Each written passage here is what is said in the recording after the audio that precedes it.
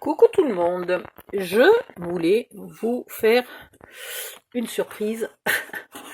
Voilà comment moi je range mes encres par couleur, mes encres action, par couleur dans un de mes modulos scrap.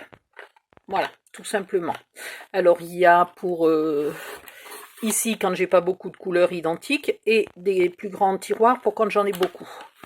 Voilà, ça c'est une chose. Mais j'ai décidé de vous faire une boîte sur le principe de celle-là, donc les fameuses boîtes qui font toute la même taille et qui s'empilent pour que ça soit joli, propre et net, et qui contiennent des casiers. Et je vais vous faire les casiers là, donc ils seront à peu près comme ceux-là, légèrement plus haut, pour mettre les encres. Voilà, tout simplement.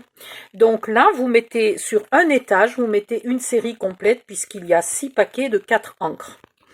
Il y aura 4 étages. Pour l'instant, Action n'a sorti que 3 séries d'encre, mais on ne désespère pas qu'ils en sortent une 4e. Donc vous pourrez mettre 4 séries par boîte. Si jamais ils n'en sortent pas, vous pourrez mettre celle-là, au pire, hein, les mini distress. Voilà, les mini distress. Les autres encres là de toutes marques, y compris les encres Action, elles rentrent aussi. D'autres marques, non, ça c'est aussi une Action, mais j'en ai d'autres, j'en ai une blanche, je sais pas où je l'ai rangée. Je sais que quelque part j'en ai une qui est d'une autre marque. Bon, un jour je la retrouverai, hein. Non, mais je la retrouve pas. Voilà. En tout cas, il y a plusieurs sortes d'encre qui pourront rentrer dans le 4e étage si jamais Action ne sort jamais de 4e série. Donc, je ne vais pas vous refaire le tuto en entier puisque je vous mettrai des liens vers le tuto qui explique comment coller ce style de casier, comment décorer les casiers. Je vais juste vous faire une petite vidéo rapide pour vous donner les dimensions. Et après, vous saurez très bien vous débrouiller en regardant les liens que je mets dans la grande case d'infos qui est en dessous de chaque vidéo dans YouTube. Vous avez la vidéo, en dessous vous avez une grande case infos, et puis encore en dessous vous avez les commentaires. Voilà, donc il faut regarder dans la case des infos. Allez hop, on commence. Alors, je m'assois. Il me faut un massicot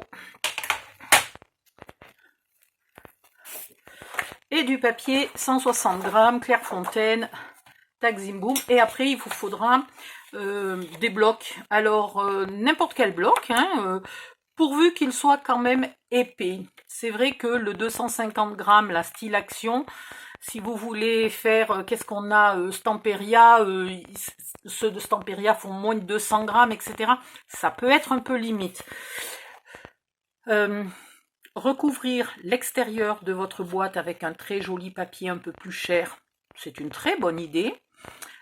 Et garder le papier épais pour faire l'intérieur, qui ne se voit pas souvent. Et puis pour faire tous les petits casiers qui finalement sont remplis et qu'on ne profite pas de la beauté du papier. Voilà. Mais effectivement, si vous avez mis du papier épais à l'intérieur de la boîte, vous pouvez mettre un très joli papier un peu moins épais à l'extérieur. Graphique 45 a des papiers aussi très épais, il me semble. Faites voir. C'est gentil, c'est pas dit. Non. Non, c'est pas dit. Mais il me semble qu'ils sont quand même à vue de pif. Hein, à vue de pif, c'est peut-être pas... Non, c'est pas du 250 grammes, c'est sûr. Hein. On sent tout de suite la différence. Mais voilà, au pire, on pourrait faire une très jolie boîte, mettre ça à l'extérieur, et puis mettre quelque chose de noir, d'uni à l'intérieur. Voilà. Hop. Alors, pour faire cette boîte, vous allez... dans ce sens-là, plier à 2,5. Je vais vous montrer deux façons de le faire. Vous pliez à 2,5 à 7,5 et vous coupez à 10. Je ne me suis pas trompée, 7,5, 8, 9, 10, non, je ne me suis pas trompée. Voilà. Et vous recommencez la même chose dans le deuxième morceau. Ok? Puis, vous tournez un de vos morceaux, vous pliez à 2,5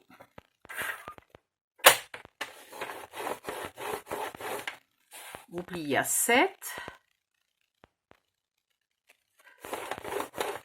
et vous coupez à 9,5. Voilà. Et vous continuez jusqu'à la fin. Ou alors, vous prenez votre grande feuille, hein, qui est très grande. Vous coupez à 10. Et le morceau qui reste, vous le coupez aussi à 10, puisque ça fait 21, il n'y a pas de souci. Et dans l'autre sens, vous coupez à 9,5. 9,5. Et 9,5. Et une fois que vous avez tous vos morceaux, vous faites des plis tout le tour à 2 cm. Et demi, pardon. Oups là. 2 cm, c'était l'ancienne boîte. Voilà. Vous faites des plis à 2,5 tout le tour. Et vous faites ça pour chaque étage 24 fois. Donc, si vous faites les 4 étages, il vous en faudra 96 si je ne dis pas de bêtises. Sachant que vous en faites 6 par page, c'est quand même pas trop catastrophique. Mais ça prend du temps hein, d'en faire 96. Voilà. Vous coupez ici et vous épointez un petit peu les carrés de collage. Les carrés qui ne sont pas tout à fait carrés d'ailleurs. Hein. Oui. Ça avait beaucoup amusé le fils d'une scrapeuse, ça, les carrés pas tout à fait carrés. Je ne sais plus ce qu'il y avait d'autre. Voilà. Vu que ça fait 4,5 par 5, ben non, le carré n'est pas carré.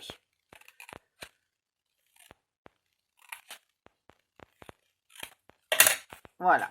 Vous marquez les plis. Je ne vais pas vous le refaire, hein, tout le tuto, parce que maintenant, à part que vous n'ayez jamais fait aucune boîte avec moi, et dans ce cas-là, vous êtes de toute façon obligé de regarder le tuto de base pour apprendre à le faire, mais sinon, vous savez faire depuis longtemps. Vous collez les carrés presque carrés, qui maintenant sont alors carrément plus carrés du tout, puisqu'on les a pointés. Même pas, ils font semblant d'essayer de ressembler vaguement à un carré maintenant. Hein. C'est la nouvelle géométrie. C'est des trapèzes, je pense. Hein. Bon, si je les avais découpés régulièrement, parce que là, comme j'y vais au ciseau et au pifomètre, c'est même pas un vrai trapèze. C'était déjà pas un vrai carré et que j'ai transformé en pas vrai trapèze. Alors, ouais, c'est bien ce qui me semblait. Les faux trapèzes sont un peu longs, vous les raccourcissez légèrement. Voilà. Mais vraiment à la louche. C'est de pire en pire. Là, c'est même plus un faux trapèze. Hein. C'est...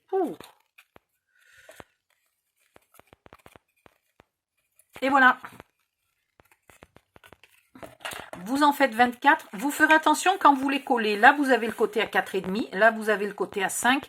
C'est les côtés à 5 qui se collent contre les côtés à 5. Et vous en mettez 6. Et après, les 4,5 se collent contre les 4,5 et vous en mettrez 4. Voilà. Si vous le faites dans l'autre sens, ça ne rentre pas dans votre boîte. Donc, ne vous trompez pas. Ensuite, pour recouvrir ça, alors pour recouvrir l'extérieur, je vous attrape n'importe quel... viens ici, toi. Pour recouvrir l'extérieur, là, vous mesurez et vous coupez 1 ou 2 mm plus court. En hauteur, vous avez 2,5, vous couperez à 2,3 ou 2,4 par exemple. Et vous faites là comme ça tout le tour. Dessous, bah, vous mesurez, vous enlevez 2 ou 3 mm, pas plus. Hein. Et vous... Je ne vais pas y arriver. Il faudrait que je le retourne, mais j'ai pas envie de le vider. Voilà. Et pour l'intérieur, vous avez 4,5 vous avez 4,5 par 5, donc vous coupez à 4 par 4,5 pour faire les fonds. Vous coupez à 4 par 2 et ici vous coupez à 4,5 par 2 et vous faites tous les intérieurs. Voilà. N'oubliez pas de faire pour les casiers aussi petits que ça, il faut faire l'intérieur et l'extérieur pour bien le solidifier. Allez, il n'y a pas moyen, il faut que je vide pour vous montrer. Oui, c'est comme ça. Il y a un moment où on ne peut pas économiser du temps.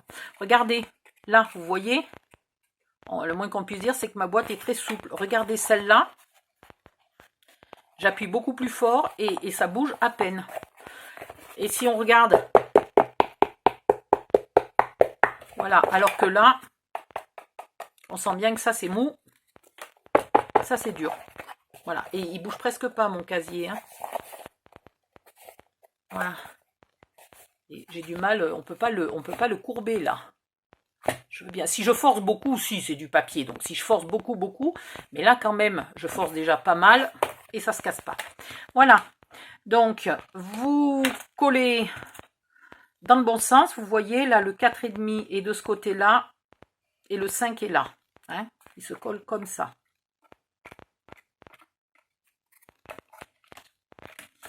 Et vous remplissez votre boîte avec vos encres.